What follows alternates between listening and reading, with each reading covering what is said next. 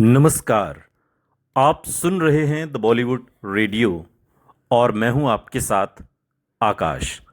दोस्तों, आज के इस पॉडकास्ट में हम आपको कहानी सुनाएंगे राजेश खन्ना की फिल्म छैला बाबू की।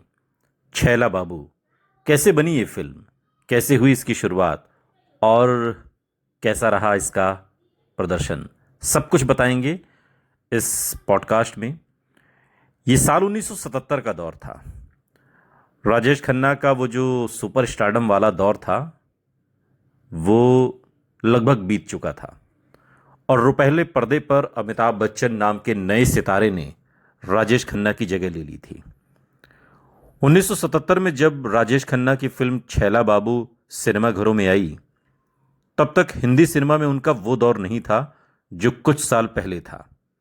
1969 से 1972 के बीच लगातार बड़ी सफलताओं ने उन्हें सुपरस्टार बना दिया था, लेकिन 1976 के आसपास उनकी फिल्मों के प्रदर्शन में गिरावट आने लगी थी और ऐसे समय में छैला बाबू उनके लिए सिर्फ एक और फिल्म नहीं थी, बल्कि एक ऐसी फिल्म साबित हुई जिसने उनके करियर को फिर से मजबूती दी।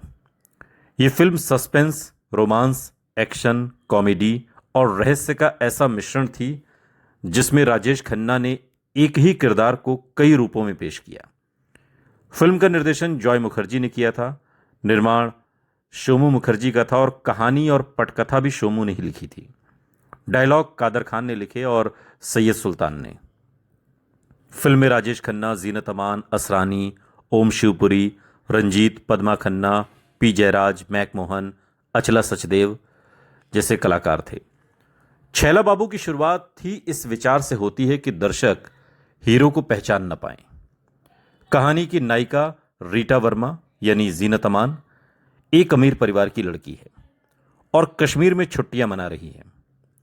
वो स्कीइंग की शौकीन है और चैंपियन भी। पहाड़ों पर स्की करते समय अचानक उसे खतरा दिखाई देता है, लेकिन इससे पहले कि कोई बड़ा हादसा हो, एक रहस्यमय युवक उसकी जान बचा लेता है। यही युवक है छैला बाबू। छैला बाबू जिसके किरदार में राजेश खन्ना है।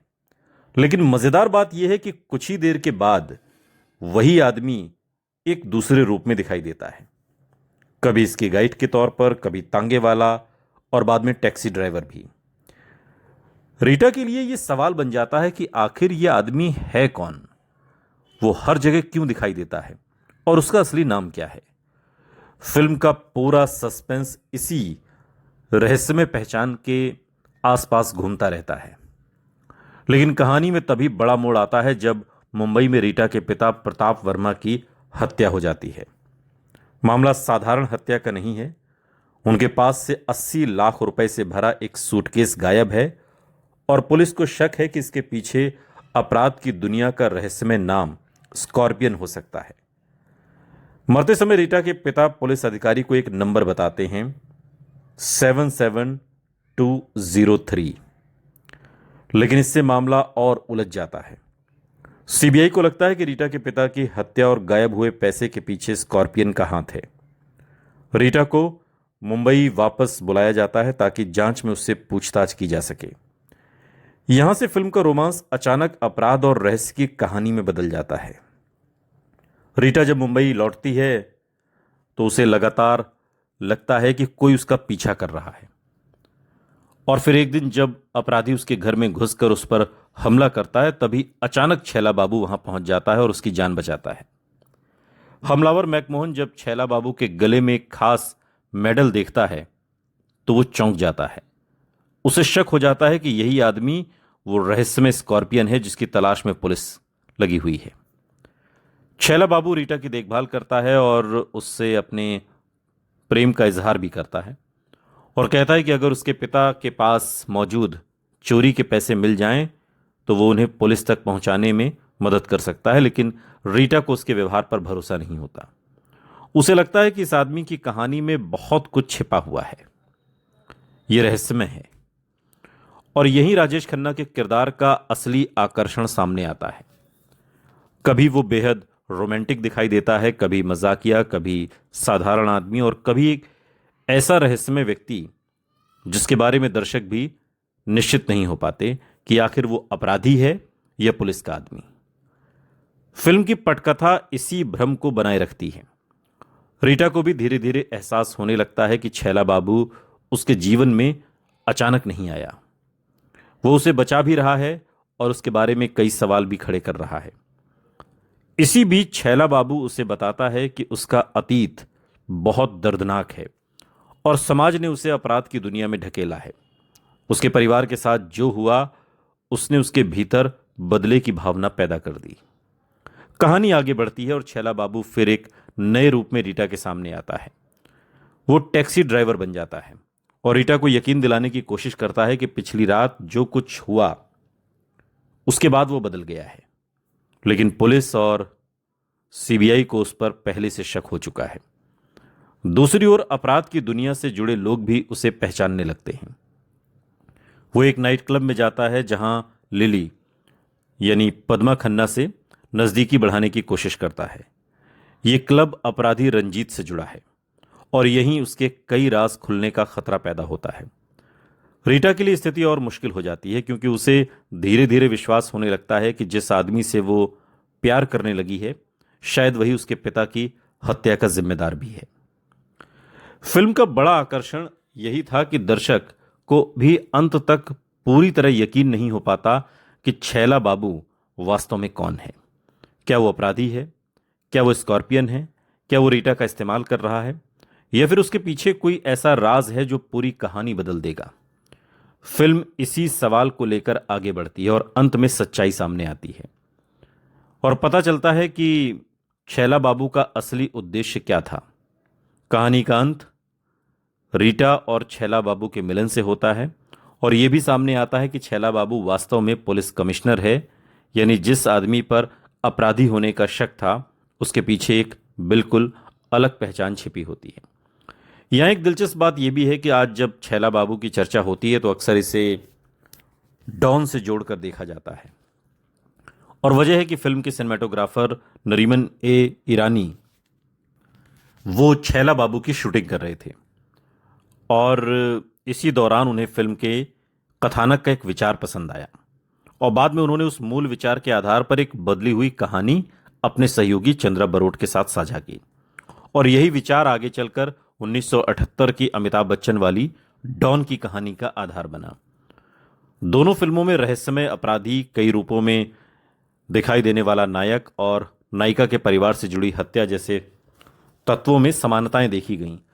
हालांकि डॉन अपनी अलग पटकथा और चरित्रों के साथ बनी और बाद में अपने आप में एक बड़ी फिल्म बनी और यही छैला बाबू की शूटिंग से जुड़ा सबसे बड़ा ऐतिहासिक किस्सा है।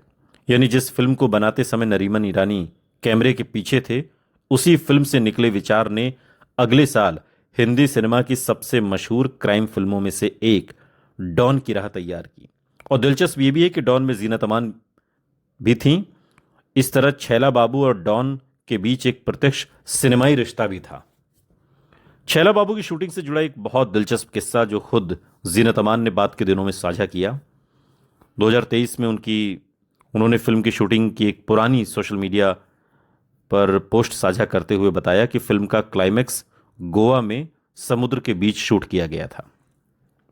उनके मुताबिक ये एक बड़ा एक्शन सीक्वेंस था और शूटिंग के दौरान उन्हें भी कुछ मुक्के चलाने का मौका मिला था और उन्होंने अपने उस समय के बेहद चमकीले कॉस्ट्यूम का भी मजाकिया अंदाज में जिक्र किया। ब्लैक और पिंक नकली लेदर की बस्टियर मैचिंग स्कर्ट, स्कार्फ और घुटनों तक आने वाले बूट। जीनत अमान ने यह भी मजाक में स्वीकार किया कि फिल्म के कुछ सीन आज उन्हें खुद भी थोड़े क्रिंज लग सकते हैं, लेकिन 1977 के दर्शकों के लिए फिल्म में रोमांस, एक्शन, संगीत, ड्रामा, सस्पेंस सब कुछ था। खासकर क्लाइमैक्स को समुद्र में फिल्माने ने फिल्म को एक बड़ा सिनेमाई पैमाना दिया और उस दौर में बिना आज की आधुनिक तकनीक के समुद्र के बीच एक्शन सीन शूट करना अपने आप में बहुत चुनौतीपूर्ण काम था। फिल्म के संगीत की जिम्मेदारी हिंदी फिल्म संगीत की बेहद लोकप्रिय जोड़ी लक्ष्मीकांत प्यारेलाल ने संभाली और गीत आनंद बख्शी ने लिखे। फिल्म के लिए किशोर कुमार, आशा भोसले और लता मंगेशकर ने अपनी आवाज दी। फिल्म का सबसे लोकप्रिय गीत था मैं छैला बाबू, जिसे किशोर कुमार ने गाया और ये गीत राजेश खन्ना के चुलबुले और रहस्यमय किरदार को स्थापित करता है। इसके बोलों में छैला बाबू की वही शरारती और आत्मविश्वासी छवि दिखाई देती है जो फिल्म के शुरुआती हिस्से में नजर आती है। इसके अलावा एक गीत है यार दिलदार तुझे कैसा चाहिए, किशोर कुमार और आशा भोसले की आवाज में। और एक गीत है कल रात सड़क पे एक लड़की लड़की ने मुझको आवाज दी, किशोर कुमार और आशा भोसले का गाया गाना है। और फिल्म में गीत है हमको निकालोगे घर से सजन पछताओगे, इसमें भी किशोर कुमार और आशा भोसले की आवाज है। और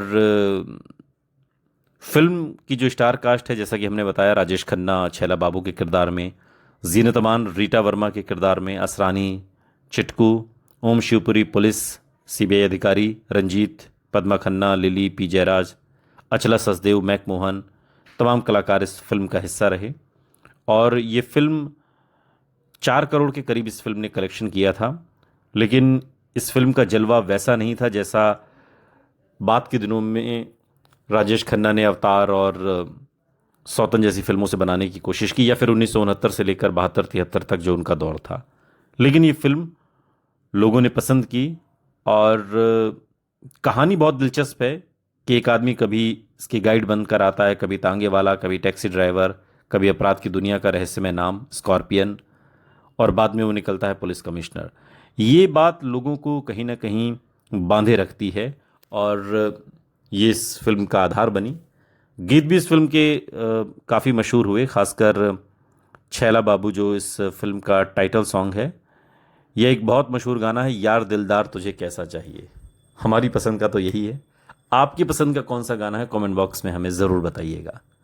सुनते रहिए द बॉलीवुड रेडियो, सुनता है सारा इंडिया।